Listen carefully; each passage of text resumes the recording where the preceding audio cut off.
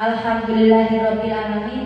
Wassalatu wassalamu ala asyrofil anbiya'i wal mursalin wa ala alihi wa sahbihi ajmain. Amma ba'd. Pertama-tama marilah kita panjatkan rasa puji syukur kita kehadirat Allah Subhanahu wa taala yang mana telah memberikan rahmat serta hidayahnya kepada kita semua. Keduanya tak lupa pula salawat dan salam semoga tetap dilimpahkan kepada junjungan kita yakni Nabi besar Muhammad. Yang saya hormati Ibu Kepala Sekolah SD Muhammadiyah, yang saya hormati Bapak Ibu rekan sejawat SD Muhammadiyah. Kali ini kami akan berbagi praktik baik tentang pemahaman dan penerapan budaya positif. Materi yang pertama akan disampaikan oleh Ibu kita Fatimah. Kepada Ibu kita Fatimah kami persilahkan. Assalamualaikum warahmatullahi wabarakatuh. Baiklah, sebelumnya saya ingin mengucapkan banyak terima kasih kepada Bapak Ibu sekalian yang telah berkenan meluangkan waktunya untuk hadir pada kesempatan kali ini untuk mendengarkan penyampaian tentang budaya positif yang akan disampaikan oleh saya dan Ibu Feni sebagai calon guru penerang angkatan 11. Apa itu yang dimaksud dengan budaya positif? Jadi, budaya positif di sekolah yaitu nilai-nilai dan kebiasaan-kebiasaan yang berpihak pada peserta didik agar mereka dapat berkembang menjadi pribadi yang kritis, penuh hormat, dan bertanggung jawab. Budaya positif di sekolah bertujuan untuk menciptakan suasana yang mendukung pertumbuhan dan perkembangan siswa secara menyeluruh. Tidak hanya dalam hal akademis, tetapi juga dalam aspek sosial dan emosional. Dengan demikian, siswa dapat berkembang dalam lingkungan yang mendukung dan memotivasi serta siap menghadapi tantangan dengan sikap yang positif. Sebelum kita lanjut ke materi tentang konsep inti budaya positif, saya akan mengajak Bapak Ibu dalam satu permainan terlebih dahulu. Ya, jadi permainannya adalah nanti Bapak Ibu secara berpasangan ada satu orang yang harus menggenggam tangannya dan satunya lagi harus berusaha untuk membuka genggaman tangan dari rekannya ini. Ya. Jadi nanti Bapak Ibu yang menggenggam mengepalkan tangan ini, bayangkan bahwa seolah-olah yang sedang Bapak Ibu genggam ini adalah sesuatu yang sangat berharga untuk Bapak Ibu, sehingga harus dipertahankan. Nah, kemudian yang berusaha untuk membuka ini dapat dilakukan dengan berbagai cara. Sudah siap Bapak Ibu? Ya. Baiklah, untuk permainan ini saya beri waktu sekitar kira-kira 5 menit ya. Oke, sekarang dimulai.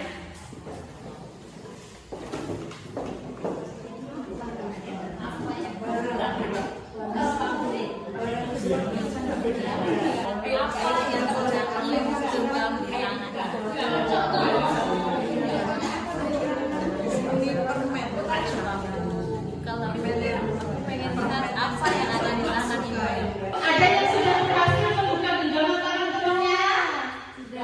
Sudah ada. Ada yang berhasil tetap mempertahankan? Sudah. Ya, Bapak Ibu. Jadi apa sih maksud dari permainan yang barusan kita lakukan dan apa hubungannya dengan konsep inti budaya positif? Jadi Bapak Ibu, dari permainan ini sebenarnya kita sedang belajar tentang yang namanya teori kontrol, ya. Tentang sebenarnya siapa sih yang memegang kontrol atas diri kita dan tentang apakah kita bisa untuk mengontrol orang lain, Bapak Ibu.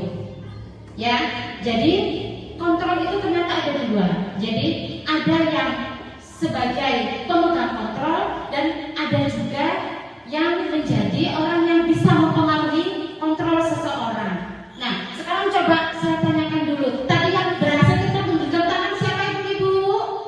Oh, Ibu Sutrini. Coba Ibu Sutrini jelaskan, kenapa Ibu tetap menggenggam tangan Ibu? Karena menurut saya yang saya genggam ini sangat penting sekali untuk saya. Ya.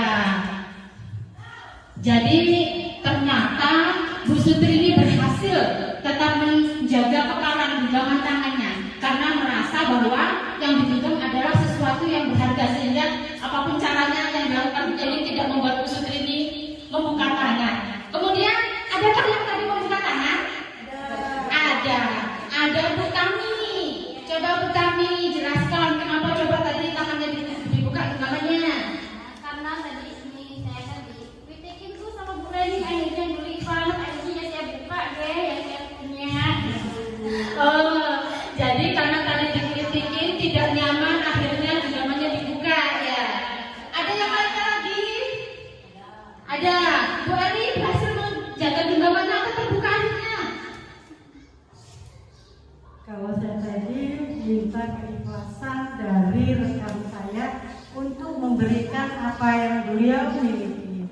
Dengan permohonan saya tadi, alhamdulillah beliau memberikan apa yang beliau miliki. Di sebuah permohonan. Iya. Jadi begitu ya Bu. Ternyata Ibu tadi berhasil mengontrol Bu Titi dengan cara merayu ya Ibu ya.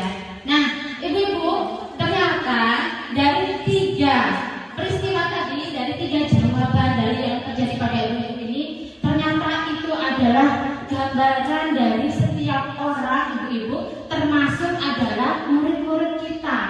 Apa yang kita bayangkan? Jadi ibu-ibu, bahwa ternyata sekarang bisa tanya dulu, pada dasarnya yang memegang kontrol atas diri kita, baik kita itu sebagai guru maupun sebagai murid, yang memegang kontrol sepenuhnya itu adalah diri kita sendiri. Tapi selain diri kita, ternyata ada sistem yang bisa mempengaruhi.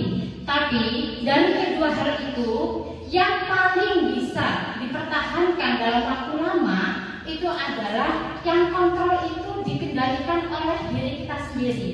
Kenapa? Karena ketika kontrol itu kita pegang oleh diri kita sendiri, karena keyakinan yang kita miliki, maka kita tidak akan mudah terpengaruh. Kita harus berusaha bagaimana caranya agar kita itu bisa menumbuhkan kontrol anak di dalam diri mereka sendiri, bahwa mereka itu melakukan kebaikan karena memang mereka mempercayai kebaikan itu, bukan karena menuruti gurunya. Dalam konsep inti budaya positif ini ada 5 materi yang akan kita bahas. Yang pertama yaitu disiplin positif dan nilai-nilai kebajikan, kemudian teori motivasi, hukuman dan penghargaan, keyakinan kelas, kebutuhan dasar manusia, restitusi 5 posisi kontra, dan segitiga restitusi. Yang pertama yaitu disiplin positif. Jadi disiplin positif adalah pendekatan dalam mendidik anak yang menekankan pada pengembangan karakter dan keterampilan sosial melalui metode yang penuh kasih, hormat, dan konsisten. Berbeda dengan disiplin tradisional yang seringkali berfokus pada hukuman dan kontrol, disiplin positif lebih menekankan pada pemahaman, komunikasi, dan pengajaran.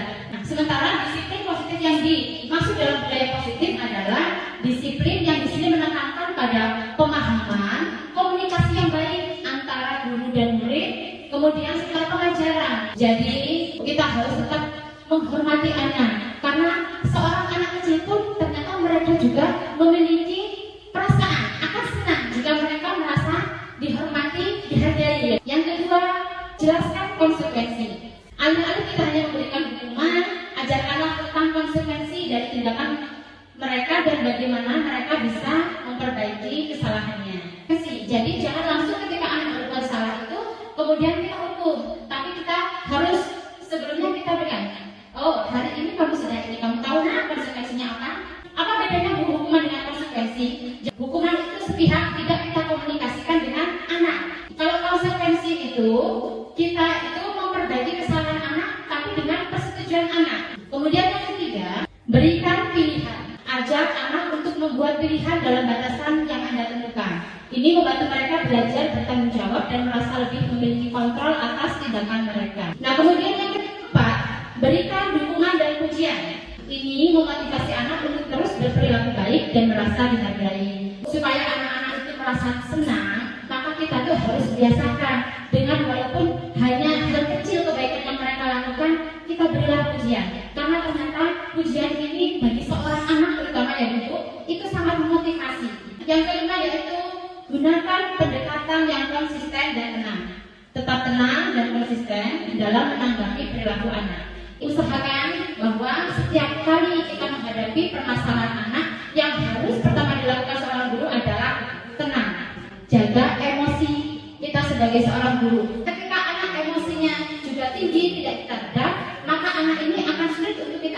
berkomunikasi, akan sulit diajak untuk menyelesaikan permasalahan yang mereka lakukan. Nah, apa fungsi dari disiplin positif ini?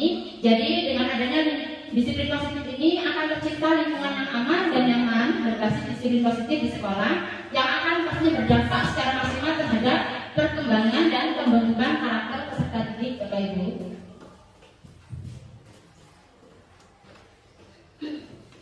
Nah, kemudian yang kedua adalah tentang nilai-nilai kebajikan. Nah, apa itu nilai-nilai kebajikan? Nilai-nilai kebajikan itu merujuk pada prinsip-prinsip moral dan etika yang dianggap baik dan benar dalam kehidupan pribadi dan sosial. Nah, nilai kebajikan mencakup berbagai aspek seperti kejujuran, keadilan, kesederhanaan, tanggung jawab, dan empati.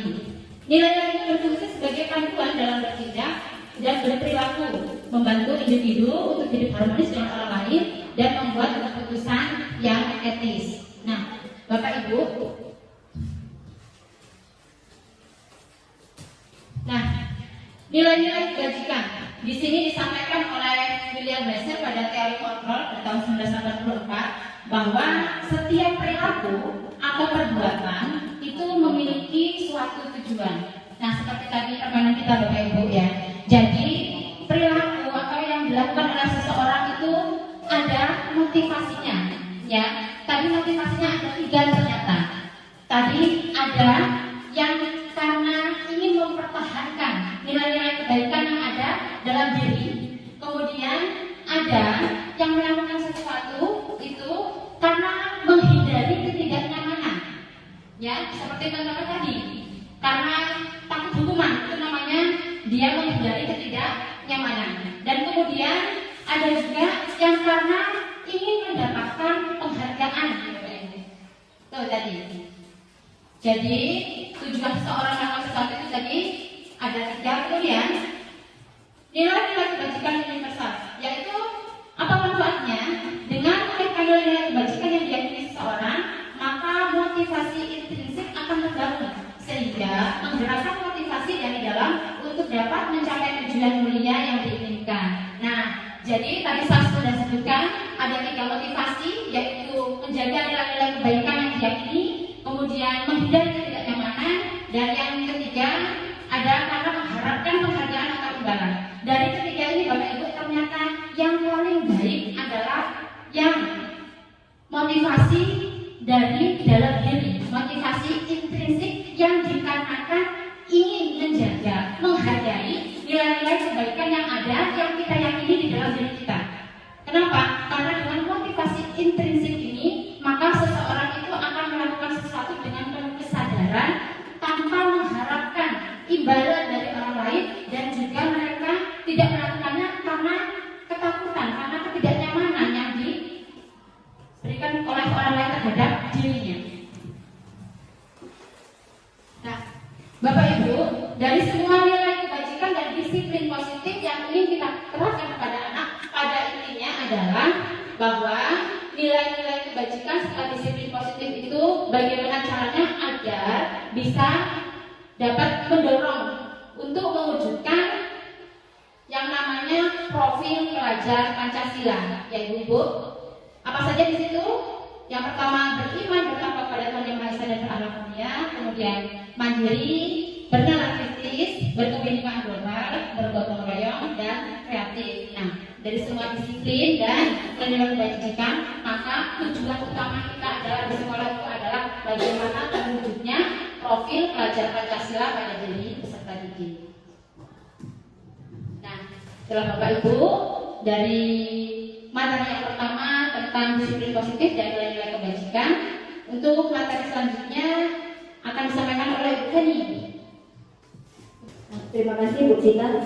Tadi telah menyampaikan yaitu materi 1 tentang budaya positif. Yang tadinya Ibu kita sebagai guru yang tahunya hanya budaya positif itu, oh ini anak datang terlambat, berarti dia tidak disiplin.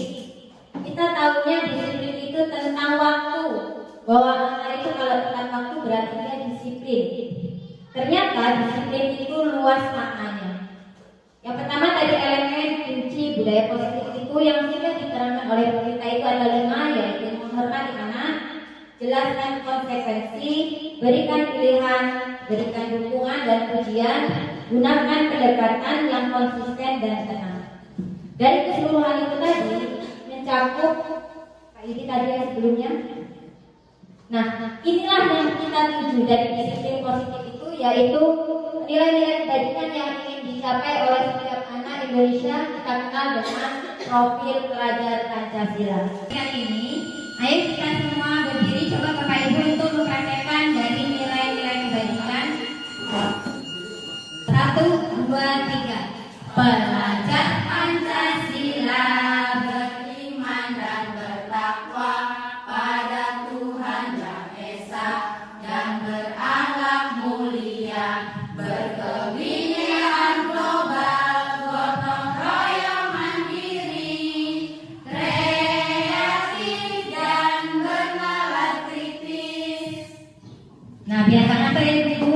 Nah, untuk materi yang kedua yang akan saya sampaikan, yaitu tentang teori motivasi, hukuman dan penghargaan serta restitusi. Yang tadi sudah disinggung oleh Bu Vita, yaitu ada 3. Yang pertama yaitu untuk menghindari ketidaknyamanan atau hukuman. Yang kedua yaitu untuk mendapatkan imbalan atau penghargaan dari orang lain. Yang ketiga yaitu untuk menjadi orang yang mereka inginkan dan menghargai diri sendiri dengan nilai-nilai yang mereka percaya. Nah, dari ketiga ini nanti akan ada penjabaran. Yang pertama yaitu untuk menghindari ketidaknyamanan atau hukuman. Ini adalah tingkat terendah dari motivasi perilaku manusia. Biasanya orang yang memotivasi perilakunya untuk menghindari hukuman atau ketidaknyamanan akan bertanya, apa yang akan terjadi apabila saya tidak melakukannya? Sebenarnya mereka sedang menghindari permasalahan yang mungkin muncul dan berpengaruh pada mereka secara fisik, psikologis maupun tidak terpenuhinya kebutuhan mereka bila mereka tidak melakukan tindakan tersebut. Motivasi ini bersifat eksternal. Motivasi ini bersifat dari diri luar, bukan dari dirinya. Yang kedua yaitu untuk mendapatkan imbalan atau penghargaan dari orang lain. 1 tingkat di atas motivasi yang pertama. Nah, ini agak lebih baik dari yang pertama, tetapi seharusnya ini tidak dilakukan. Di sini orang berperilaku untuk mendapatkan imbalan atau penghargaan dari orang lain. Orang dengan motivasi ini akan bertanya, apa yang akan saya dapatkan apabila saya melakukannya? Tadi sudah Ibu Eli sama Bu Titi ya. Tadi akan mendapatkan apa Bu? Ini ayam. Beli mie ayam itu termasuk ke dalam untuk mendapatkan imbalan. Mau membuka kepalan tangan itu karena akan mendapatkan imbalan. Kalau bertani tadi berarti motivasi yang keberapa ya Bu? Yang pertama yaitu untuk menghindari ketidaknyamanan karena dikritiki sama Bu Leni, jadinya akhirnya membuka tangannya. Nah, dari kedua ini, yang ketiga yaitu untuk menjadi orang yang mereka inginkan dan menghargai diri sendiri dengan nilai-nilai yang mereka percaya. Orang dengan motivasi ini akan bertanya, akan menjadi orang yang seperti apa bila saya melakukannya? Mereka melakukan sesuatu karena nilai-nilai yang mereka yakini dan hargai. Seperti tadi yang dilakukan oleh Bu Sutrini sama Bu Yeni ya. Bu Sutrini tidak mau membuka genggaman karena dia meyakini ada sesuatu nilai yang dia yakini. Nah, ini adalah contoh pribadi untuk saya sendiri. Pada dasar awal saya mengikuti guru penggerak. Sekarang mari kita pikirkan tentang diri Anda sendiri, saya di sini. Anda sekarang mengikuti program guru penggerak. Mengapa Anda mengikuti program guru penggerak? Pada awalnya, Ibu, saya jujur, saya mengikuti guru penggerak ini bukan dari dalam diri saya sendiri atau intrinsik. Itu hanya sebagian saja. Ada 2 fase yang saya, yaitu dari eksternal dan internal. Di sini, apakah bila Anda tidak mengikuti program ini akan ada hal yang menyakitkan yang akan terjadi kepada Anda? Sebenarnya ikut guru penggerak ini ataupun tidak ikut pun tidak apa-apa. Tetapi saya mempunyai motivasi mengikuti guru penggerak ini. Yang pertama tadinya karena karena saya belum menjadi guru sertifikasi. Kata orang kalau menjadi guru penggerak ini nanti tidak ingin mengikuti pendidikan, langsung ikut tes lulus guru sertifikasi. Pertama, motivasi saya itu. Yang kedua, yang dari darah diri saya sendiri intrinsik, saya melihat ada teman-teman di sekolah lain itu mengikuti guru penggerak itu sekolahannya kayaknya maju, program-programnya banyak. Maka saya berarti kalau mengikuti guru penggerak itu nanti ada program-program yang akan saya dapatkan dari guru penggerak ini. Inilah yang dimaksud dari dalam diri saya sendiri. Tetapi pada awalnya bukan itu, yaitu hanya ingin mendapatkan sertifikasi yang akan saya dapatkan dari guru penggerak. Awalnya saya mengikuti program guru penggerak dengan motivasi yang lebih eksternal. Tetapi seiring berjalannya waktu, motivasi saya telah berkembang menjadi pemahaman yang lebih dalam tentang nilai-nilai pendidikan yang saya yakini. Hal ini telah memberikan dampak positif pada diri saya sebagai guru, membuat saya lebih terinspirasi, bersemangat, dan siap untuk memberikan kontribusi yang berarti dalam dunia pendidikan.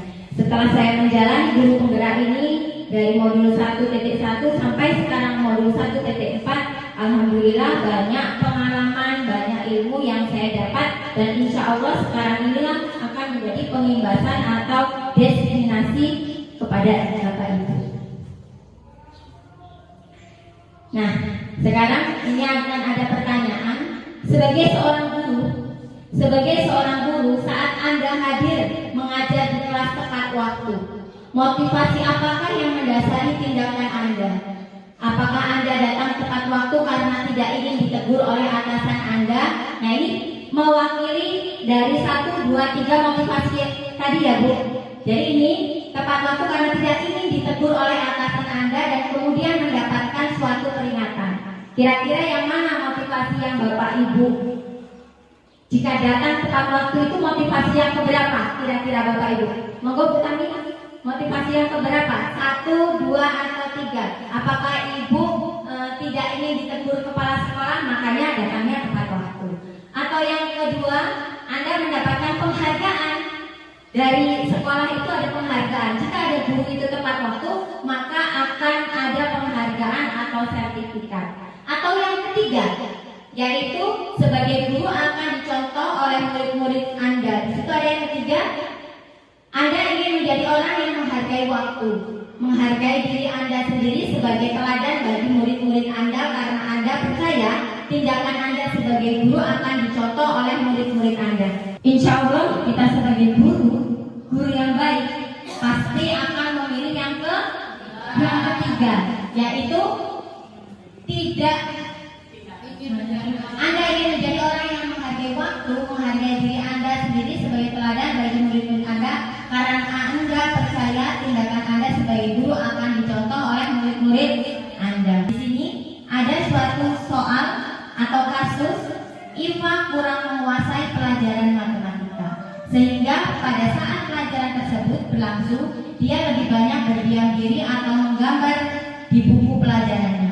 Pada saat guru matematikanya Pak Seno menanyakan pertanyaan Iva menjadi gugup dan tak sengaja menjatuhkan tasnya dari kursi, serta tiba-tiba menjadi gagap pada saat berupaya menjawab. Seluruh kelas pun tertawa melihat perilaku Iva yang berbicara tergagap dan terkejut tersebut. Pak Seno pada saat itu membiarkan teman-teman Iva menertawakan Iva yang tergagap dan malu luar biasa, dan malahan minta Iva untuk maju ke depan dan berdiri depan kelas sambil menunjuk hidungnya karena tidak bisa menjawab pertanyaan Pak Seno. Kelas makin gaduh dan anak-anak pun tertawa melihat Iva di depan kelas memegang ujung hidungnya. Kira-kira menurut Ibu, ini kepada Iva itu termasuk hukuman, konsekuensi, atau penghargaan? Apakah ini baik untuk anak? Tidak baik ya untuk anak. Jadi kita tidak boleh menghukum anak langsung di depan. Nanti ada materi yang akan kita bahas selanjutnya tentang ini. Berikutnya tentang hukuman, penghargaan, dan restitusi. Perbedaan hukuman dan sanksi atau konsekuensi. Kalau hukuman itu hanya sepihak, sedangkan sanksi atau konsekuensi bisa dibuat secara bersama-sama antara guru dan murid. Apa perbedaannya? Sesuatu yang menyakitkan harus terjadi, itu kalau hukuman. Sedangkan sanksi konsekuensi sesuatu harus terjadi. Hukuman yaitu paksaan, sedangkan konsekuensi yaitu stimulus atau tanggapan. Nah, dihukum oleh penghargaan, di mana yang kita tahu penghargaan itu sebenarnya bagus di dalam pendidikan. Karena setahu kita bahwa di kelas-kelas itu nanti ada semester itu ranking 1, ranking 2, ranking 3 dan seterusnya. Di kurikulum Merdeka ini ranking-ranking itu akan ditiadakan, jadi tidak ada ranking. Untuk apa? Ini yang akan kita bahas, yaitu dihukum oleh penghargaan. Satu, penghargaan tidak efektif. Suatu penghargaan adalah suatu benda atau peristiwa yang diinginkan, yang dibuat dengan persyaratan. Yang kedua yaitu penghargaan merusak hubungan. Ketika seorang diberi penghargaan atau dipuji di depan orang banyak, maka yang lain akan merasa iri dan sebagian dari mereka akan tidak menyukai orang yang diberikan penghargaan tersebut. Penghargaan mengurangi ketepatan. Anak-anak diminta mengingat kata-kata tertentu, kemudian mereka diminta mengambil kartu yang berisi kata-kata yang diingat tersebut setiap kali muncul. Beberapa anak diberikan permen setiap mereka memberikan jawaban yang benar, dan sebagian yang lain hanya diberi tahu saja bila jawaban mereka benar. Yang keempat yaitu penghargaan menghukum. Yang kelima yaitu motivasi dari dalam diri atau intrinsik. Yang terakhir yaitu apa itu restitusi. Nah, inilah yang baik dari hukuman tadi tidak boleh, sanksi atau tadi tidak boleh. Sekarang apa itu restitusi? Restitusi adalah proses menciptakan kondisi bagi murid untuk memperbaiki kesalahan mereka, sehingga mereka bisa kembali pada kelompok mereka dengan karakter yang lebih kuat. Restitusi juga adalah proses kolaboratif yang mengajarkan murid untuk mencari solusi untuk masalah dan membantu murid berpikir tentang orang seperti apa yang mereka inginkan dan bagaimana mereka harus memperlakukan orang lain. 9 ciri-ciri restitusi. Yang pertama, bukan untuk menebus kesalahan, namun belajar dari kesalahan. Jadi kita tidak boleh menjudge anak itu langsung salah, tetapi bukan untuk menebus kesalahan, namun belajar dari kesalahan. Yang kedua, memperbaiki hubungan. Yang ketiga, tawaran bukan paksaan. Jadi nanti ada alasan mengapa kamu berbuat seperti itu. Pasti anak akan mempunyai suatu alasan mengapa dia berbuat seperti itu. Yang keempat, restitusi menuntut untuk melihat ke dalam diri. Yang kelima, restitusi mencari kebutuhan dasar yang mendasari tindakan. Yang keenam, restitusi diri adalah cara yang paling baik. Yang ketujuh, restitusi fokus pada karakter bukan tindakan.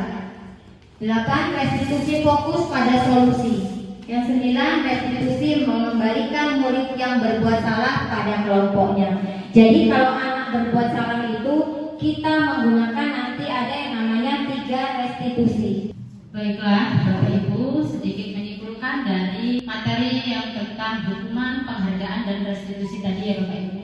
Jadi ternyata sekarang kita paham bahwa yang kita yakini selama ini bahwa hukuman itu adalah cara terbaik untuk kita menertibkan siswa, ternyata hal itu tidaklah benar.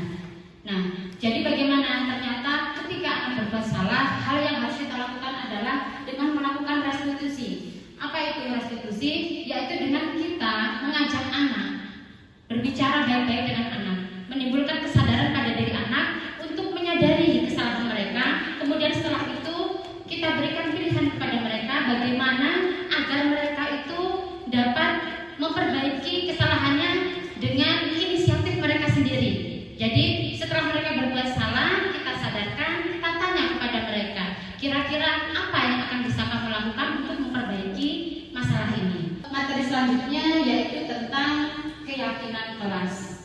Bapak Ibu, mungkin baru kali ini ya kita dengar kok keyakinan kelas.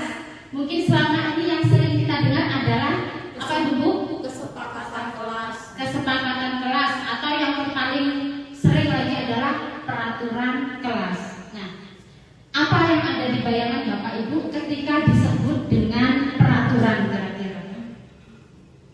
Jadi kalau kita menyebut peraturan, kita pasti menujunya pada satu hal.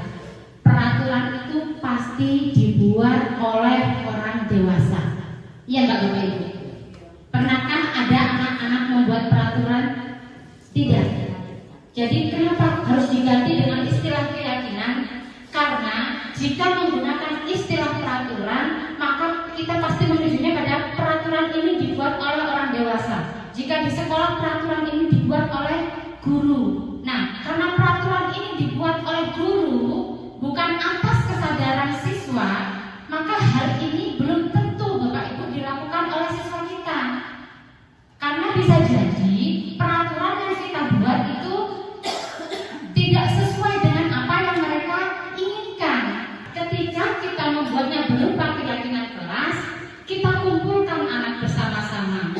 Kemudian kita tanyakan tentang nilai-nilai kebaikan yang mereka percayai, yang mereka ingin diterapkan oleh mereka di kelas. Jadi sifatnya tidak memaksa kalau keyakinan kelas ini begitu. Jadi jika yang dibuat adalah sebuah keyakinan kelas, setiap siswa diberikan kesempatan untuk mengeluarkan idenya, untuk mengeluarkan pendapatnya. Kira-kira nilai kebaikan apa sih nak yang kamu percaya, yang kamu ingin dilakukan oleh teman-teman kita? Nah, dalam pembuatan keyakinan kelas ini, semua anak diberikan kesempatan untuk berpendapat, menentukan nilai yang ingin mereka percayai masing-masing. Nah, dengan demikian, keyakinan kelas ini dengan sendirinya akan membuat anak ini bersemangat Bapak Ibu untuk melakukannya. Kemudian, keyakinan kelas sebaiknya sesuatu yang dapat diterapkan di lingkungan tersebut. Nah, jadi keyakinan kelas itu jangan dibuat sesuatu yang rumit yang tidak sesuai dengan kebutuhan kelas kita. Demikianlah tadi tentang keyakinan kelas yang disampaikan oleh Bu Vita. Untuk materi berikutnya yaitu 4 kebutuhan dasar manusia. Kita akan mengetahui sebelum kita harus tahu apa itu kebutuhan dasar manusia. Yang pertama yaitu kebutuhan bertahan hidup, kasih sayang dan rasa diterima atau kebutuhan untuk diterima, penguasaan, kebutuhan pengakuan atas kemampuan, kebebasan, kebutuhan akan pilihan, yang terakhir yaitu kesenangan, kebutuhan untuk merasa senang. Kita akan bahas satu persatu yaitu tentang kebutuhan bertahan hidup. Jadi misalkan ada suatu kasus anak itu mengambil makanan punya temannya. Biasanya kita langsung menyalahkan anak itu. Kamu salah, kamu ini, kamu itu. Nah, dari kebutuhan bertahan hidup anak itu ditanya, mengapa kamu berbuat seperti itu? Tanya dulu alasannya kenapa. Jadi dari situ kita tahu bahwa oh Bu, saya lapar. Berarti anak itu kebutuhan bertahan hidup. Nah, kebutuhan bertahan hidup atau sering disebut survival adalah kebutuhan yang bersifat fisiologis untuk bertahan hidup, misalnya kesehatan, rumah, dan makanan. Yang kedua yaitu kasih sayang dan rasa diterima atau kebutuhan untuk diterima. Kebutuhan ini adalah kebutuhan psikologis. Kebutuhan untuk disayangi dan diterima meliputi kebutuhan akan hubungan dan koneksi sosial, kebutuhan untuk memberi dan menerima kasih sayang, dan kebutuhan untuk merasa menjadi bagian dari sesuatu kelompok. Yang ketiga yaitu penguasaan, kebutuhan pengakuan atas kemampuan. Kebutuhan ini berhubungan dengan kekuatan untuk mencapai sesuatu, menjadi kompeten, menjadi terampil, diakui atas prestasi dan keterampilan kita, didengarkan dan dimiliki rasa harga diri. Kebutuhan ini meliputi keinginan untuk dianggap berharga, bisa membuat perbedaan, bisa membuat pencapaian, kompeten, diakui, dihormati. Yang berikutnya yaitu kebutuhan kebebasan, kebutuhan akan pilihan. Kebutuhan untuk bebas adalah kebutuhan akan kemandirian, otonomi, memiliki pilihan, dan mampu mengendalikan arah hidup seseorang. Anak-anak dengan kebutuhan kebebasan yang tinggi menginginkan pilihan. Mereka perlu banyak bergerak, suka mencoba-coba, tidak terlalu terpengaruh orang lain, dan senang mencoba hal baru dan menarik. Berikutnya yaitu kesenangan, kebutuhan untuk merasa senang. Kebutuhan akan kesenangan adalah kebutuhan untuk mencari kesenangan, bermain dan tertawa. Bayangkan hidup tanpa kenikmatan apapun. Anak-anak dengan kebutuhan dasar kesenangan yang tinggi biasanya ingin menikmati apa yang dilakukan. Mereka juga bisa berkonsentrasi tinggi saat mengerjakan hal yang disenangi. Nah, ini ada kasus Bimo, seorang anak TKB, selalu berlari keluar kelas menuju jalan raya di depan sekolahnya yang ramai dengan kendaraan. Tingkahnya membuat guru, Bu Ani, bingung dan seringkali lari mengejarnya. Ada beberapa kemungkinan jawaban yang diberikan Bimo. Identifikasi kebutuhan yang ingin dipenuhi oleh Bimo. Jika respon Bimo seperti di kolom sebelah kiri ini ya. Aku senang bermain kejar-kejaran dengan ibu guru, seru. Menurut ibu-ibu ini sebuah kebutuhan yang mana dari yang atas tadi? Dari kebutuhan bertahan hidup, kesenangan, kebebasan, kesenangan. Karena apa? Karena senang bermain kejar-kejaran dengan ibu guru, seru katanya.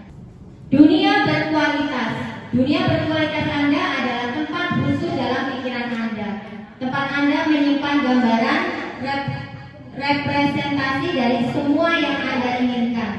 Bisa berisi orang-orang, hal-hal, dan apa saja yang terbaik dalam hidup Anda dan membuat Anda merasa bahagia dan terpenuhi kebutuhan dasar Anda. Dunia berkualitas itu sangat diperlukan oleh siswa dan kita. Nah, di sini ada suatu pertanyaan, nanti saya akan bagi. Ini tentang dunia berkualitas ya Bapak Ibu. Untuk itu, untuk mengetahui apa itu nilai berkualitas, saya akan bagikan post-it. Di situ ada pertanyaan, mungkin waktunya 5 menit ya Bapak Ibu atau 10 menit. Saya akan bagikan post-it ini. Di situ ada pertanyaan, boleh dijawab. Nanti salah satu dari penyanyi Ibu akan saya bacakan. Ini yang lengket di bawah ya. Jadi, Bu Lady, soal nomor 1, 2, 3, 4, 5, 6, 7. Kalau sudah monggo maju ke depan dari ngantuk. Ditempel di post-it sini. Tempel di post-it, Ibu. Nah, saya akan bacakan sambil menunggu yang lain. Nomor 1, siapakah orang-orang yang paling penting dalam hidup Anda? Di sini salah satu saya bacakan yaitu orang tua, suami dan anak. Pasti itu yang kita akan tulis ya, saudara. Yang kedua yaitu nilai-nilai kebajikan apa yang terpenting dalam hidup Anda, yaitu kedisiplinan yang tadi sudah dibahas oleh kita ya. Kalau Anda menjadi orang yang ideal, karakter atau sifat apa yang Anda paling inginkan dan pada diri Anda? Yaitu karakter atau sifat sesuai menjadi diri ideal adalah bijaksana, jujur dan tanggung jawab. Ya benar. Berarti di sini sudah mencakup semua dalam nilai kebajikan. Yang keempat yaitu apa pencapaian Anda yang Anda sangat banggakan. Saya bangga dengan apa yang saya lakukan, membantu orang dengan berbagai masalah. Ya benar. Yang kelima yaitu ceritakan bagian perjalanan hidup Anda di mana Anda merasa itulah titik puncak hidup Anda, yaitu memiliki keluarga yang selalu mensupport di setiap langkahku. Yang terakhir, apa yang paling bermakna dalam hidup Anda? Hidup senang, sederhana dan tentram, mempunyai anak yang banyak. Nah, inilah dunia berkualitas kita. Monggo Bu Tita, kalau ada yang mau ditambahkan. Baiklah Ibu-ibu ya, di sini saya akan sedikit menyimpulkan dari materi tentang kebutuhan dasar manusia. Untuk memenuhi semua kebutuhan ini, manusia itu akan melakukan berbagai cara. Nah, jika kebutuhan dasar ini tidak dapat dipenuhi dengan cara yang positif, maka kadang seseorang akan memenuhinya dengan cara yang negatif. Nah, inilah yang menjadi sebab kenapa seseorang itu berbuat kesalahan. Ternyata seseorang itu bisa berbuat kesalahan diakibatkan ada kebutuhan dasar yang ingin mereka penuhi. Ketika kita menghadapi murid kita yang melakukan kesalahan, hal yang pertama harus kita lakukan adalah kita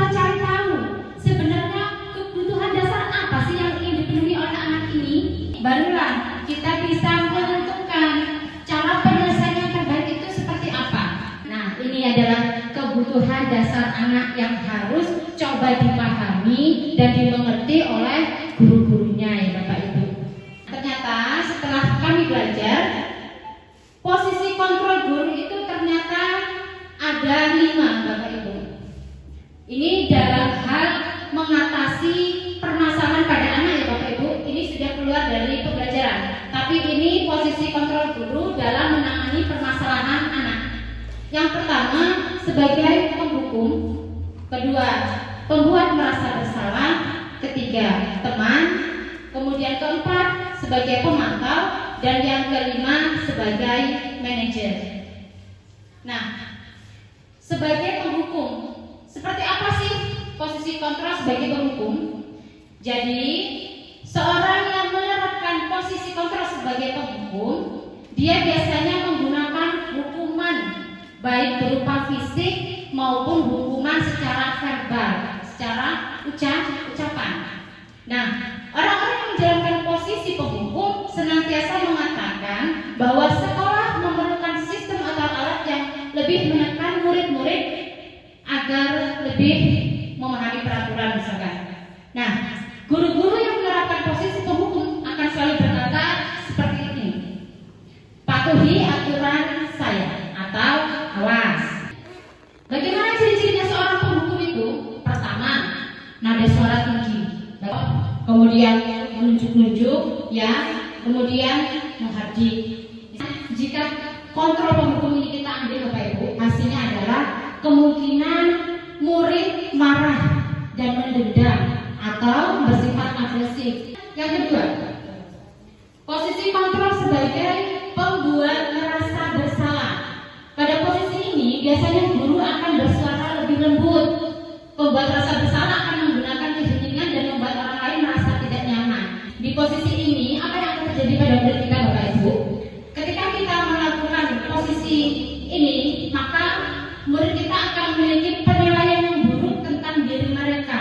Murid akan merasa tidak berharga dan telah mengecewakan orang yang disayangi. Nah, kemudian posisi yang selanjutnya, posisi kontrol sebagai teman. Guru pada posisi ini tidak akan menyakiti murid, namun akan tetap berupaya mengontrol murid melalui persuasi. Posisi teman pada guru bisa negatif ataupun positif. Positif di sini berupa hubungan baik yang terjalin antara guru dan murid. Guru di posisi teman menggunakan hubungan baik dan humor untuk mempengaruhi seseorang. Hal negatif dari posisi teman adalah bila suatu saat guru tersebut tidak membantu, maka murid akan merasa kecewa dan tidak mau lagi berusaha. Nah, kemudian posisi selanjutnya yaitu sebagai pemantau. Memantau itu berarti mengawasi. Pada saat kita mengawasi, kita bertanggung jawab atas perilaku orang-orang yang kita awasi. Posisi pemantau berdasarkan pada peraturan-peraturan dan konsekuensi. Dengan menggunakan sanksi atau konsekuensi, kita dapat memisahkan hubungan pribadi dengan murid. Sebagai seseorang yang menjalankan posisi pemantau, pertanyaan-pertanyaan yang diajukan biasanya seperti ini Bapak Ibu. Peraturannya apa? Apa yang telah kamu lakukan? Sanksi atau konsekuensinya apa? Hasilnya ketika kita menerapkan posisi kontrol sebagai pemantau, murid akan memahami konsekuensi yang harus dijalankan karena telah melanggar salah satu peraturan sekolah. Nah, kemudian posisi kontrol yang terakhir yaitu sebagai manajer. Ini adalah posisi kontrol yang paling tepat yang harus diambil oleh seorang guru. Nah, manajer adalah posisi di mana guru berbuat sesuatu bersama dengan murid, mempersilahkan murid mempertanggungjawabkan perilakunya. Jadi yang menerapkan posisi kontrol sebagai manajer ini biasanya juga sudah memiliki keterampilan dalam menerapkan posisi kontrol sebagai teman dan pemantau. Di manajer, murid diajak untuk menganalisis kebutuhan dirinya maupun kebutuhan orang lain. Di sini penekanannya bukan pada kemampuan membuat konsekuensi, namun dapat berkolaborasi dengan murid bagaimana memperbaiki kesalahan yang ada. Jadi ketika kita dalam posisi manajer, anak berbuat salah, itu kita ajak diskusi. Kita tanyakan sebab dia melakukan kesalahan. Setelah itu ketika kita dalam posisi manajer, ketika anak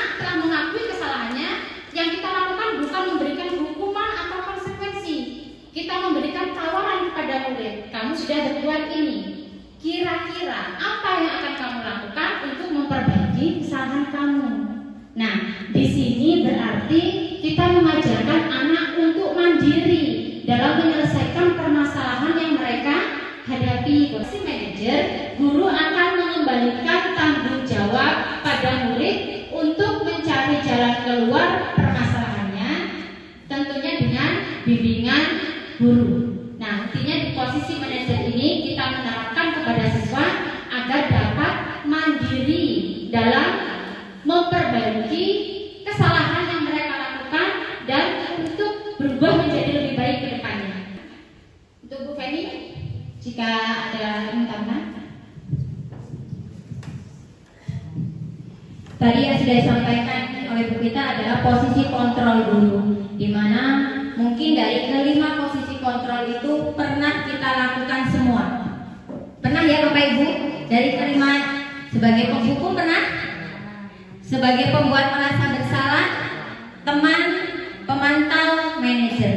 Yang sering kita lakukan apalagi guru SD kelas 1, 2, 3 itu sering sekali yaitu sebagai teman. Makanya sebagai teman, kalau anak berbuat salah yang dicari adalah gurunya masing-masing. Dia tidak mau dengan guru yang lain. Beda dengan anak kelas 4, 5, 6 yang sudah mulai tahu bahwa guru itu mempunyai posisi yang masing-masing. Kalau kelas 1, 2 dia taunya guru itu berposisi sebagai teman. Nah, tadi yang dikatakan oleh Bu Vita, dari 5 posisi guru itu yang paling baik adalah posisi manajer, di mana pada materi berikutnya yang terakhir Bapak Ibu yaitu tentang 3 restitusi. Nah, tentang 3 restitusi ini kita akan lihat video dulu tentang bagaimana cara menyelesaikan suatu permasalahan. Berikut ini kita akan lihat yaitu penjelasan tentang segitiga restitusi beserta kasus yang akan dibahas di video ini. Salam dan bahagia Ibu dan Bapak guru hebat. Pada video kali ini kita akan membahas tentang salah satu program disiplin positif yang diterapkan di lingkungan sekolah yang dikenal dengan nama restitusi.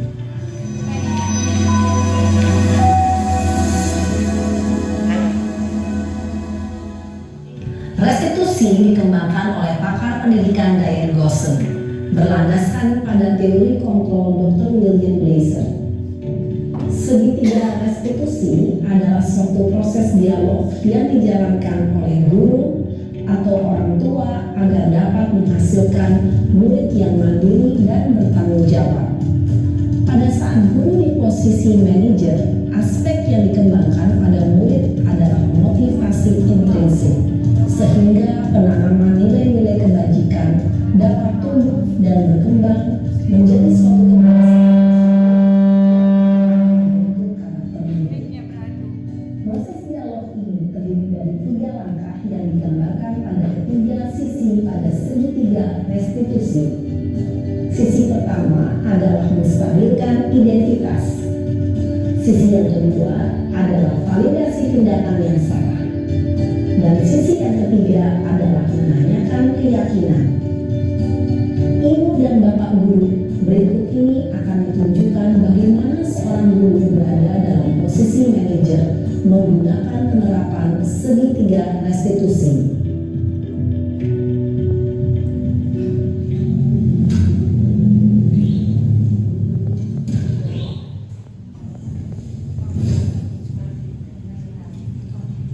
Siang Sarah. Siang Pak. Sudah lama nggak ketemu Sarah? Kenapa hari ini ada di sini? Kesel Pak, kesel banget. Masa aku dikatain tukang fitnah Pak? Ya aku marah lah. Aku balik dikatain Eka di depan kelas. Kesel banget.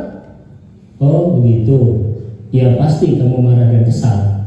Bapak juga akan marah apabila ada yang menuduh Bapak seperti itu. Kemudian pada saat itu kamu mau melakukan apa? Ya saya langsung matain Eka lah Pak. Kesel banget. Saya bentak-bentak dia depan teman-teman lain. Oh begitu.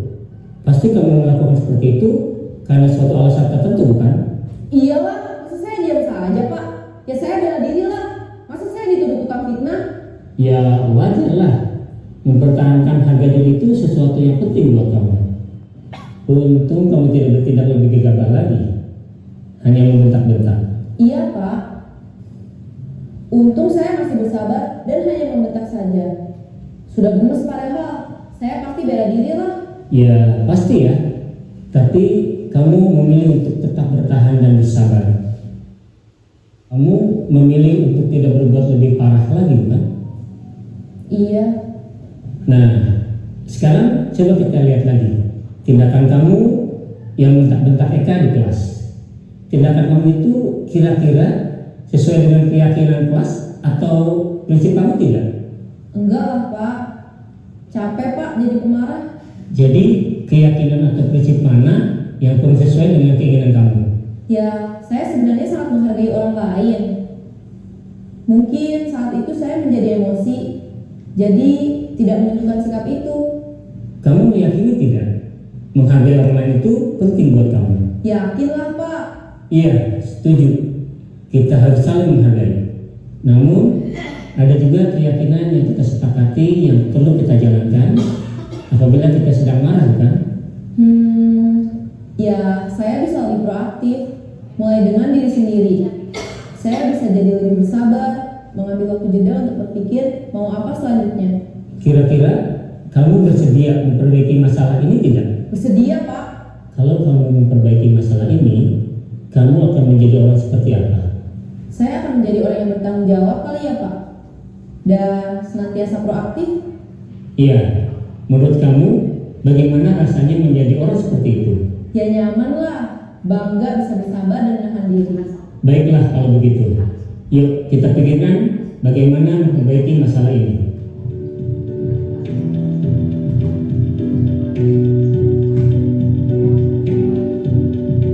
Ibu dan Bapak guru hebat, baru saja kita menyaksikan contoh bagaimana seorang guru berada dalam posisi manajer menggunakan penerapan segitiga restitusi. Nah, tadi kita sudah melihat suatu video tentang penerapan segitiga restitusi, di mana pada awal kasus itu anak belum stabil, masih ada emosi-emosi di dalam jiwa dia. Maka tugas guru yaitu menstabilkan identitas. Ditanya dulu, dia itu yaitu langkah menstabilkan identitas. Teori kontrolnya, kita semua akan melakukan hal yang terbaik yang bisa kita lakukan. Setelah itu, kita yaitu memvalidasi tindakan yang salah. Semua perilaku memiliki masalah. Nah, ini anak sudah mulai menjelaskan alasan-alasan mengapa dia berbuat seperti itu. Yang terakhir yaitu menanyakan keyakinan. Setelah itu anak ditanyakan, apakah di dalam kelasnya ada keyakinan kelas? Lalu anak sudah mulai stabil, sudah mulai bisa mengontrol emosinya, sudah bisa meluapkan apa keinginan dia sesuai dengan keyakinan kelas. Kita semua memiliki motivasi internal, yaitu pada diri kita masing-masing, di dalam diri kita masing-masing. Nah, di dalam segitiga restitusi saya sudah mempraktekkan bersama Bu Vita, sudah mempraktekkan yaitu tentang segitiga restitusi, di mana jika ada kasus posisi kontrolnya yaitu manajer, bukan lagi teman. Apakah tidak boleh menjadi teman? Kadangkala boleh, tetapi yang paling bagus adalah posisi sebagai manajer. Ke arah sini anak akan lebih baik. Kita sudah mempraktekkan, anak pun lebih baik dari yang sebelumnya sebelum menggunakan segitiga restitusi. Monggo Bu Vita, ini adalah materi terakhir. Apabila ada tambahan dari materi yang terakhir ini. Baiklah Bapak Ibu, tadi sudah disampaikan tentang materi segitiga restitusi, bahwa segitiga restitusi ini adalah langkah terbaik yang harus kita lakukan untuk menyelesaikan permasalahan siswa, di mana tindakan pertamanya yaitu menstabilkan identitas. Apa manfaatnya ketika kita menstabilkan identitas Bapak Ibu? Kita harus sadari bahwa ketika anak ini berbuat kesalahan, pasti anak ini dalam kondisi apa Bapak Ibu? Emosi. Nah, karena anak ini dalam kondisi emosi, inilah kenapa kita pertama kali harus menstabilkan identitas. Tujuannya adalah untuk meredam emosi si anak ini tadi. Karena kita tahu bahwa seseorang yang dalam kondisi sedang emosi bisa berpikir jernih, tidak Bapak Ibu? Tidak. Ketika anak dalam kondisi emosi, dia tidak akan bisa berpikir jernih, tidak akan bisa diajak berkomunikasi untuk menyelesaikan permasalahannya. Bahkan dia tidak akan memahami apa sebenarnya Nah, kemudian yang kedua yaitu validasi tindakan yang salah. Nah, setelah anak ini dalam kondisi yang stabil emosinya, barulah kita jelaskan di mana letak kesalahan si anak ini tadi. Nah, kemudian yang langkah terakhir adalah menanyakan keyakinan. Apa tujuannya? Jadi, ketika kita menanyakan keyakinan, setelah anak itu berbuat kesalahan, kita ingatkan kepada keyakinan kelas yang sudah dibuat, agar anak ini paham, oh, dengan kesalahan saya ini berarti saya sudah melanggar keyakinan kelas yang mana nih. Nah, setelah anak sadar, barulah kita tawarkan kepada si anak ini tadi untuk memberikan pendapatnya, bagaimana solusi yang dia inginkan untuk mengatasi kesalahan yang sudah dia perbuat sendiri, Bapak Ibu. Nah, dengan demikian diharapkan ketika kita telah menerapkan segitiga restitusi dalam menyelesaikan permasalahan anak, kita harapannya adalah anak menjadi pribadi yang bertanggung jawab atas kesalahannya, dan anak menjadi pribadi yang mandiri, yaitu dapat menangani permasalahan yang mereka lakukan. Itulah tadi Bapak Ibu materi-materi kita tentang budaya positif. Semoga apa yang telah kami sampaikan di hari ini kita pelajari bersama, membawa manfaat untuk kita semuanya, dan semoga dapat kita terapkan dalam keseharian kita di lingkungan sekolah dalam menangani permasalahan-permasalahan terkait siswa. Saya ucapkan banyak terima kasih kepada Bapak Ibu semua, dan saya kembalikan kepada Ibu. Terima kasih Bapak Ibu sudah meluangkan waktu menemani kami dalam pengibasan budaya positif ini. Semoga kedepannya kita bisa berkolaborasi sebagai guru di dalam sekolah SD Muhammadiyah ini, bisa memajukan SD Muhammadiyah ini, bisa mencapai visi yang kita buat kemarin secara bersama-sama. Saya bersama Bu Gita mohon maaf apabila dalam penyampaian ini ada kata yang salah. Saya akhiri. Assalamualaikum warahmatullahi wabarakatuh. Assalamualaikum warahmatullahi wabarakatuh. Nama saya Bening Sinar Asa, siswa kelas 4 SD Muhammadiyah. Terima kasih Bu Guru, saya senang sekali diajak diskusi dengan Ibu Guru untuk menemukan solusi atas kesalahan yang telah saya lakukan. Sekarang saya tidak akan lagi bermain HP sampai larut malam lagi, supaya tidak bangun kesiangan dan terlambat ke sekolah. Terima kasih. Assalamualaikum warahmatullahi wabarakatuh. Nama saya Bayu, kelas 6 SD. Terima kasih Ibu Guru, saya senang sekali diskusi dengan Ibu Guru untuk menyelesaikan solusi atas kesalahan yang saya lakukan. Saya akan berjanji untuk bangun lebih pagi agar bisa sarapan di rumah. Wassalamualaikum warahmatullahi wabarakatuh.